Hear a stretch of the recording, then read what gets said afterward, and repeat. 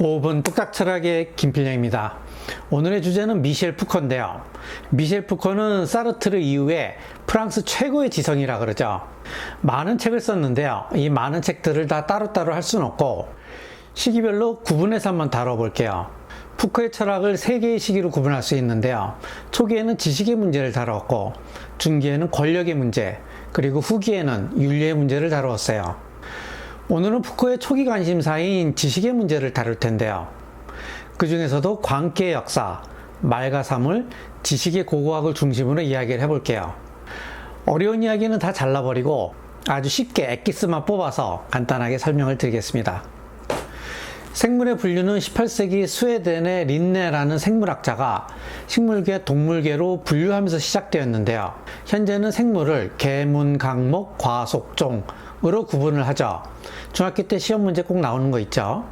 발생학적으로 생물들을 유사한 것끼리 묶어서 분류한 거예요. 그런데 푸코는 중국의 어느 백과사전에서 동물을 이렇게 분류하고 있다고 소개해요.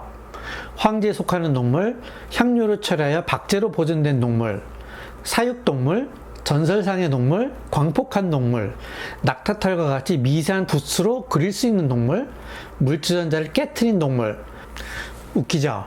그런데요, 이 영상을 다 보시고 나면 이게 그냥 웃긴 것만은 아니라는 걸 알게 될 거예요. 바로 시작하시죠.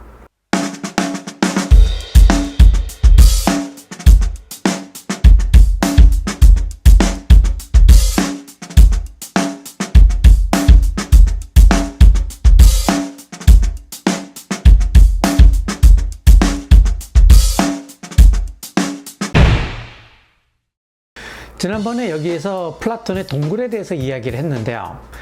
플라톤의 생각은 이거였어요. 동굴안은 현실 세계이고 동굴 밖은 이데아의 세계이다. 현실 세계는 인간의 감각으로 경험하는 가시계이고 이데아의 세계는 인간의 이성으로 인지하는 가지계이다. 가시계에서 우리는 사물을 눈에 비치는 대로 보지만 가지계에서 우리는 사물을 있는 그대로 본다.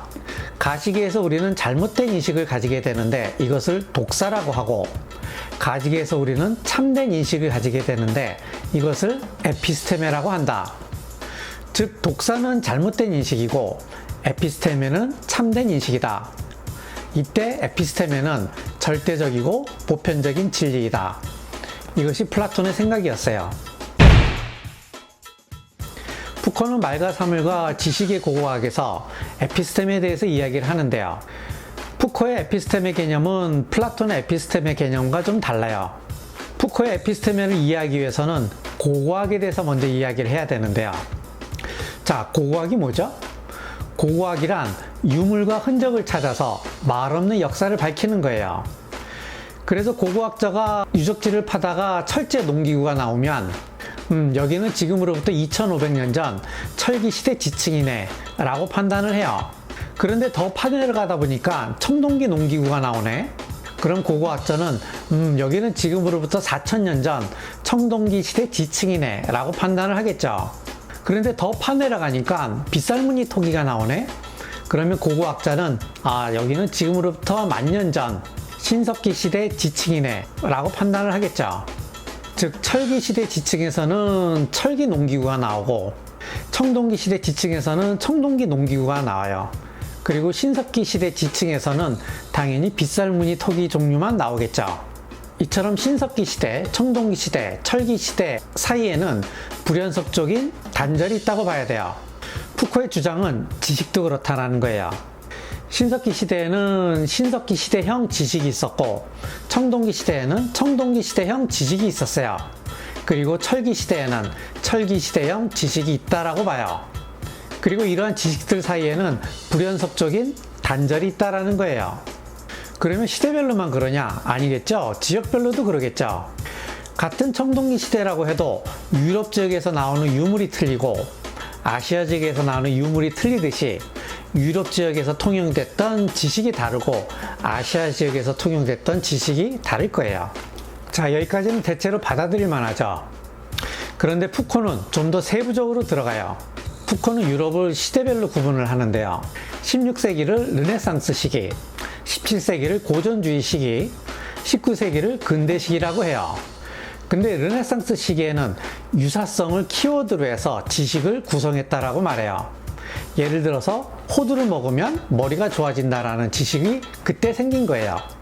그런데 고전주의 시대가 되면 그 키워드가 바뀌는데요. 고전주의 시대의 키워드는 표상이에요.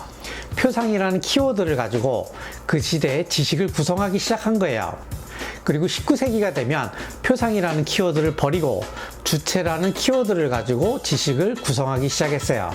이게 무슨 말이냐면 각 시대마다 그 시대의 지식을 구성하는 키워드, 즉 무의식적 인식 체계가 있다라는 거예요.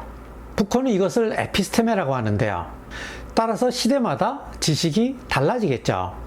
그래서 절대적이고 보편적인 지식 혹은 진리 그런 건 없다라는 거예요. 결론적으로 플라톤에게 에피스테메는 절대적이고 보편적인 지식이지만 푸코한테 에피스테메는 특정 지역, 특정 시기에 지식을 구성하는 키워드, 일종의 무의식적 인식 체계라는 거예요. 그래서 절대적이고 보편적인 진리 그런 거 없다라는 것이 푸코의 결론이에요.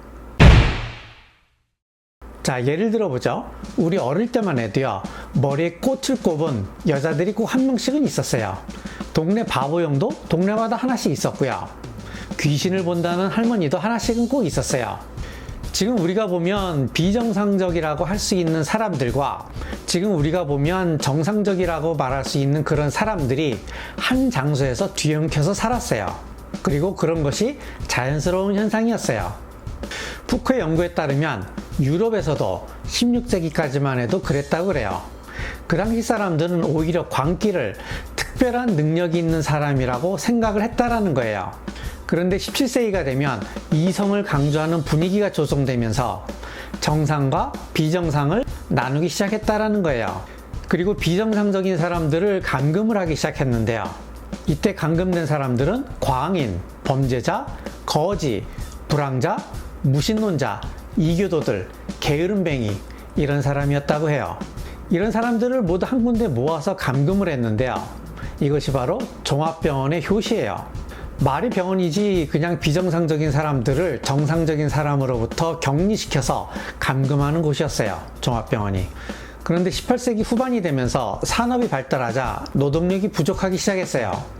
그러니 한 사람이라도 아쉬웠겠죠. 그러다 보니까 감금되어 있는 사람들 중에서 거지나 범죄자나 게으름뱅이 이런 사람들을 교화시켜서 석방을 했어요. 그리고 노동력으로 활용하기 시작했어요. 결국 남은 사람들은 노동력으로 써먹을 수 없는 광인들만 남게 된 거예요. 이때부터 광기는 치료를 해야 될 질병으로 인식되기 시작했어요. 이상의 내용이 광기의 역사에서 나오는 건데요. 광기의 역사의 요지는 뭐냐면 광기에도 역사가 있다라는 거예요. 광기라는 개념도 시간에 따라서 달라진다라는 거예요. 광기라는 것이 딱 정해져 있는 개념이 아니기 때문에 16세기의 정상인 사람들도 17세기에는 광인이 될 수가 있고요. 17세기의 광인인 사람도 18세기에는 정상인 사람이 될 수 있다 이 말이에요. 시대적으로만 그러냐? 지역적으로도 마찬가지겠죠. 예컨대 9세기의 후고구려에 관시법을 할 수 있었던 궁예가 유럽으로 가면 아마 미친 사람 취급받았을 거예요. 그리고 9세기에 유럽의 이성을 강조하던 스콜라 철학자가 후고구려로 갔으면 아마 미친놈 취급을 받았을 거예요. 그래서 유럽에서의 매드니스 개념, 일본에서의 광기의 개념, 한국에서의 미쳤음의 개념이 각각 다 다른 개념이라는 거예요. 그렇다면 광기라는 개념만 다르냐? 아니에요. 이성의 개념, 주체의 개념, 합리성의 개념, 심지어 보편성의 개념, 이런 개념들도 다 시대의 산물일 뿐이라는 거예요.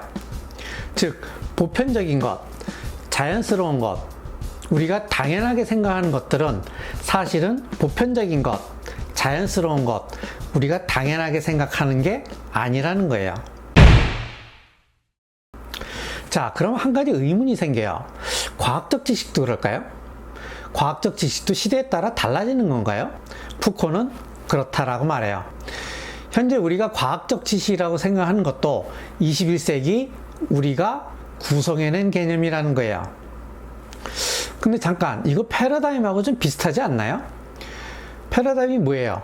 한 시대의 과학적 지식을 규정하는 어떤 틀을 말하는 거잖아요. 여기서 한번 설명을 했죠. 맞아요.